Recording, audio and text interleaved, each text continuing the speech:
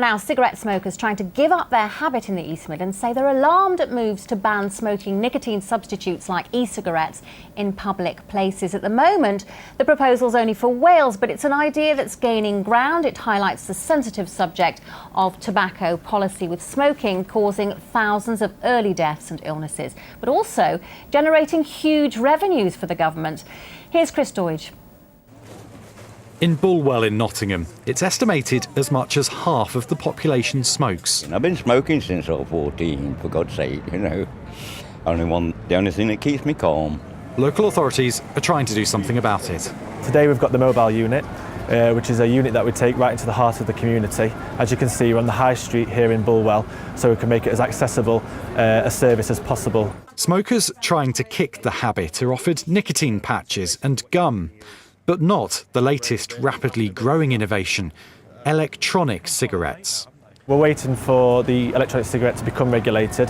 Within the next couple of years, hopefully it will do, and that will obviously get away from that grey area and help us to maybe potentially utilise the e-cigarette ourselves. For some, e-cigs are a lifeline.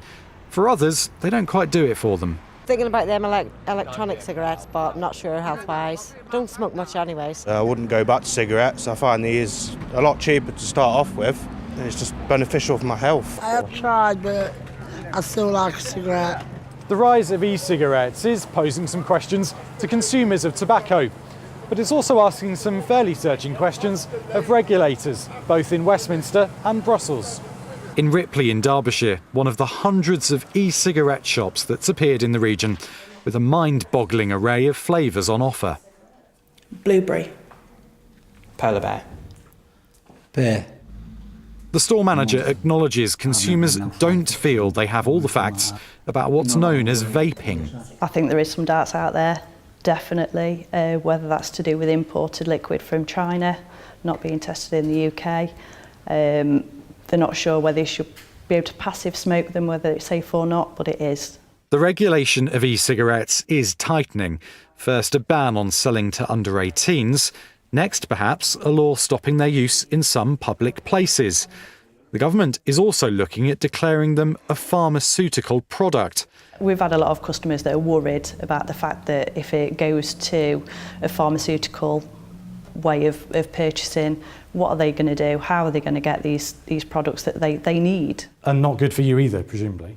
Definitely not. No, it's going to ruin our business. And there are wider impacts as well. The 540 jobs that will be lost next year at this Nottingham factory, for instance. Publicly, the company's blaming increasing taxes and the recession for needing to close the plant. But privately, trade unions say the company is also blaming over-regulation. With public health on one hand and jobs on the other, there are a lot of difficult issues for politicians to have to balance when it comes to cigarettes. We're joined now by Professor John Britton, Director of the UK Centre for Tobacco and Alcohol Studies based at Nottingham University. Good to see you, John. What's your view of e-cigarettes, good or bad? Well, definitely good. They have the potential to help millions of smokers stop smoking and prevent millions of deaths in the United Kingdom. They are a huge potential benefit to health, and it's, to me, the challenge is managing the risks that come with that potential, rather than saying these are something that should be excluded. What risks? The risks are of the product themselves, which are currently unregulated, so users don't know what they're getting, what they're inhaling into their lungs, and what harm that might be doing in the longer term.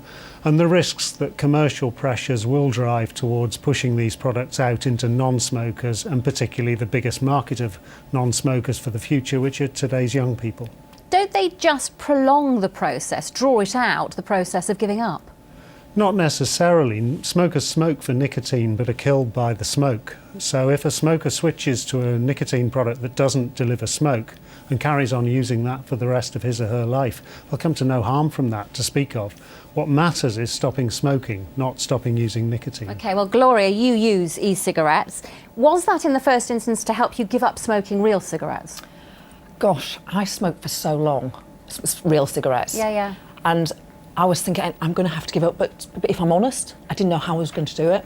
I didn't know if I would be able to do it. And then e-cigarettes came along, and I tried one, and 3 years ago, and I haven't smoked a cigarette since. So I'm so pleased that they come along. But I agree with you. I would like them to be regulated. I'd like to know what I'm putting in my lungs. I'd like to know where the stuff's made and Well, what's the reaction, though, when people see you with an e-cigarette? Because I saw you once on a train with one and thought you were actually smoking, but clearly you weren't. They think I look slightly ridiculous, but you know, I'm not killing myself. Have you used one in the House of Commons? Can you? Is it allowed? What, in the tea rooms, or I wouldn't sit smoking in the chamber. Yeah. Okay. Bans are happening, though, Nigel, aren't they? In some places, we hear that this week already, Ireland has banned e-cigarettes in hospitals. Wales are considering a ban in public places. Is this what the government wants? Banning it? No, I think we should be very careful. It would be very, very wrong to have more restrictions on e-cigarettes than you have on real cigarettes. We have to go and buy a real cigarette on the high street and have to go into a pharmacy and get one from behind the counter for an e-cigarette would probably be a rather foolish thing to do. I think you want these to be as easily available. But it must be right that we need to make sure we know what's in them and that they're safe. And that's the approach that's being taken. There's definitely a drive, though, isn't there, to ban them? Lots of councils are coming out with various statements on it, and there seems to be this move towards that. You see the concern. We want these to be aware of people to stop smoking, not start. So we need to be a little careful about what's going on. But I think it's completely wrong to try and ban these things. What would the impact of banning them be, John, do you think? I think for the most part it's not a banning in public places, you mean? Mm-hmm. For the most part it's not a big imposition. Smokers are used to smoking outdoors and will probably accept that imposition without too much of a complaint. But my concern is as expressed, that these are products that are substitutes and alternatives for smoking, and it's important that we realise that potential. And if you start to say, well, you can't use them in places where smokers are desperate and will otherwise go out and smoke a cigarette, that seems wrong to me. So are e-cigarettes safe for passive smokers? There is a theoretical risk, but it's probably a trivial one. I think the bigger problem is just the one of courtesy and intrusion into your space. If you're sitting in a restaurant, you'd probably rather not have other people's vapour breathed into your face.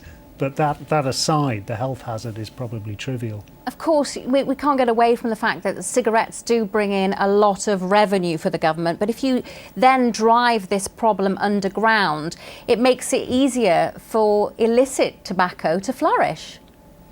Yes, cigarettes are a big revenue raiser. They're also a big drain on the public purse, given all the health costs associated. So I don't think you'd say just let's keep smoking to keep the tax revenue. That would be a crazy thing to do, wouldn't it? But I mean, you clearly need to make sure this e-cigarette market is a fair and legal one, and we're not getting strange substances being put in these things that will do harm, and when they're not somehow being sold out of rather dubious outlets that aren't properly tax paying. But these things look like to be a step in the right direction, not a step in the wrong direction. So it sounds like you're a bit sitting in the fence, not quite making a decision. Will the government come out and say one way or the other what it thinks about these? There's some work being done to see what the best way of regulating these is and make sure that people are getting what they think they're getting. I think it's wise to sit on the fence on these things. I mean, we don't know what's in these e-cigarettes. We saw from the lady in the shop in my constituency. Well, if we don't know what's in them, should we be having them out there in the first place? But what if you move to ban them before we could go and examine all these potential suppliers and things coming from China or wherever else, it'd be years before you get them on the market. People either be buying them out of car boot, or you'd be smoking more cigarettes and doing even more harm. So you have to get the balance right. We should check and make sure that they're as safe as they can be. But I think to say, no, you can't sell them until we've spent years checking them would be a rather stupid thing to do. And it's worth remembering, actually, that the anti-smoking campaign is the one that campaigned so hard to get smoking banned in public places, to get the quite graphic adverts on those cigarette packets say, do you know what, these are a good thing. They support them. And I think, actually, don't just take it from me. I think the fact that the anti-smoking campaigners are behind them says quite a lot. So what do you think the government stance should be on this then, John? I think the government stance should be pretty much as said, which is that we want these products out there. They should be easy for smokers to access. They need to be priced competitively against cigarettes, and are a justification to put cigarette prices up still further to try to encourage people to move on to them. We need regulation and streamlined medicines regulation, which will make sure that when you buy one of these products, you're not inhaling something that's going to cause long-term harm. And we need restrictions on marketing and promotion to protect children. And but in the meantime, you still think they are a good idea? In the meantime, if we could get more of our smokers smoking electronic cigarettes, we will save lives. John, thanks very much indeed.